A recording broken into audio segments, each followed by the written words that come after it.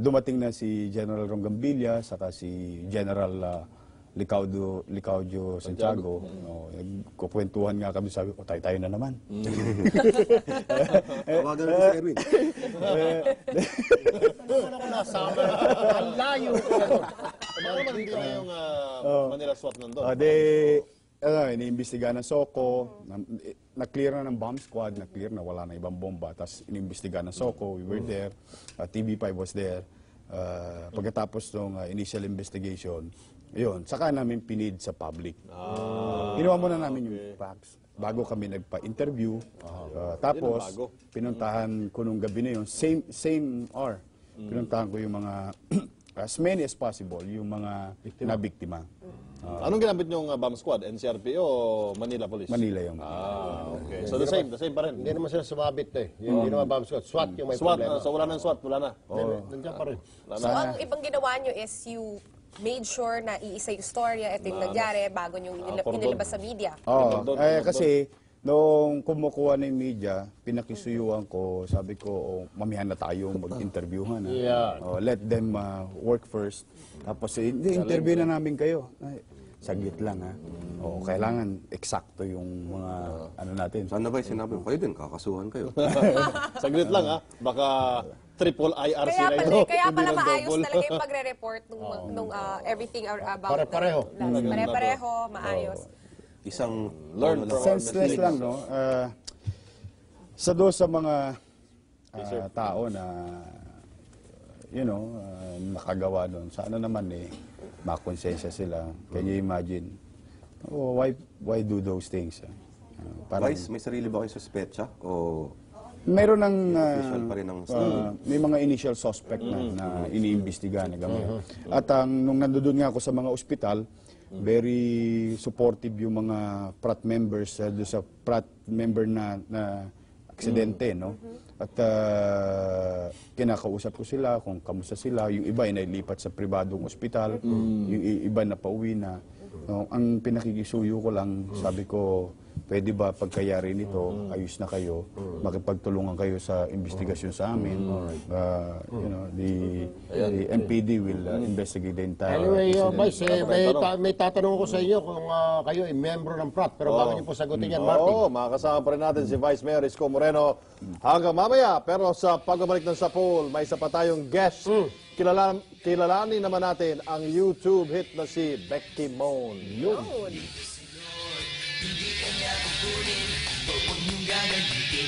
Nagbabalik ang Sapul, meron pa tayong isang bisita ngayon sa studio. Kung madalas kayo sa YouTube, malamang isa kayo sa mga nahook na sa videos niya. Viral hit na nga sa video sharing website ang mga video niya na umabot na sa hundreds of thousands ang hits. Welcome to Sapul, Becky Mon. Hello. puti mo pala talaga sa totoong buhay. Ano ba? No-wash out. Iba yung white balance namin. So, hindi ka na tinatawag na puti sa pang-white balance. Yan. Pwedeng mag-balance ang camera sa mukha mo. Bigyan mo naman kami ng advice. Hindi ka talaga lumalabas sa araw or anong SPF yung Considering gamit taga niyo? Puerto Galera siya. Exactly. Taga Puerto Galera. Ganun ba? Hi sa mga taga Puerto Galera. Hi, hello. Hindi ka siguro nagpapaaraw doon sa Puerto Galera. O nakapayong. Ay, kasi mahabang storya kasi ito eh. Okay. Pa-clean mo. Sige.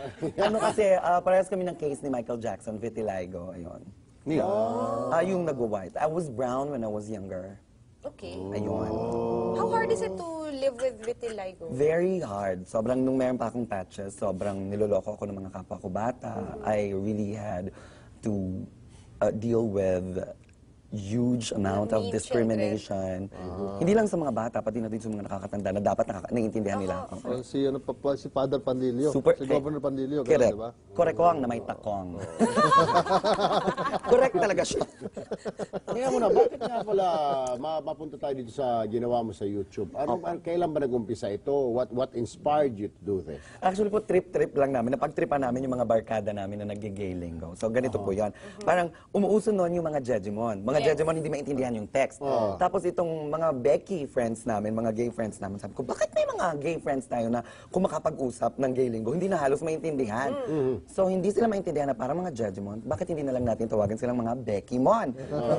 Ayan. So ganyan na. So tapos nag-upload kami ng isang video na parang seryosong setting. Ang role ko, nanay. So parang nagrereklamo siya sa buhay nilang magnanay. Meron siyang anak-anakan doon sa videos. Tapos, in gay lingo. So, sobrang seryosong eksena. Tapos, gay lingo yung ginagamit nilang means of communication.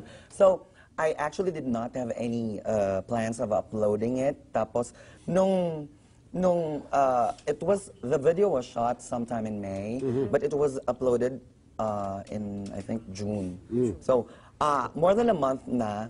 Tapos, ayun, parang sabi ng friend ko, ay, upload ko tong Chenilyn. Nalimutan ko na completely kung ano yung video na shoot namin noong May. So, yung Chenilyn na yun, na-upload siya. Biglang, nagulat ako, day 1, na-upload siya sa Facebook. Day 2, share. Day 3, kung kani-kaninong wall ko na nakita yung mukha ko. Ganyan. Tapos day 4, may nag-download ng video, nilagyan ng subtitles, in-upload, mas lalong kumalat. Day 5, ang dami nang nagme-message sa akin. Day 6, paglabas ko, nag-rest day ko sa work. Paglabas ko, kilala ko ng mga tao sa mall, naloka ako, ganyan. So 6 days to viral. And then, after a week, meron ng mga calls from TV networks, ganyan. Kung Para isang linggong Ayun na. pag-ibig pala yan. Correct po. Pero Becky, meron tayong Chenilyn. May copy tayo doon. Ay, go, Ralumari. Oh, yeah. Ay. Audio.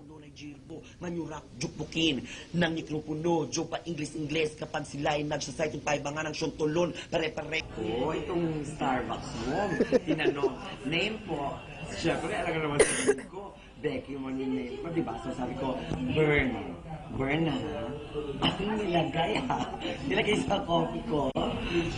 Bird. Angeron Jinta, juko ng Papay Bells, dala-dalay juslo, inserta ng bunga, pag-arrive sa Julo, naligwak ang syunga, kapos. Philippines, Japan, Indonesia, Las Vegas, New York. Bilang Pangulong Becky Mon ng bansang Pilipinas, Bumbum Lay, linigwakin ko ng bonggang-bongga ang mga charutera, eklaterang penguin, mga etsyusa. Sa isang merlat, sa balitang showbiz, isang dating matinee idol, naki-join force na rin sa mga Becky-mon.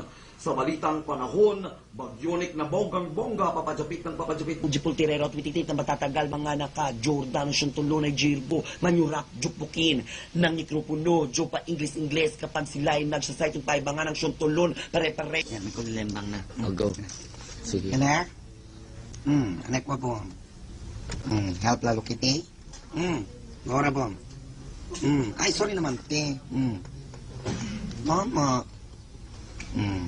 Angeron Jinta, juko ng Papay Bells, dala-dalay juslo, inserta ng bunga, pag-arrive sa Julo, naligwak. Wala ko naintindihan.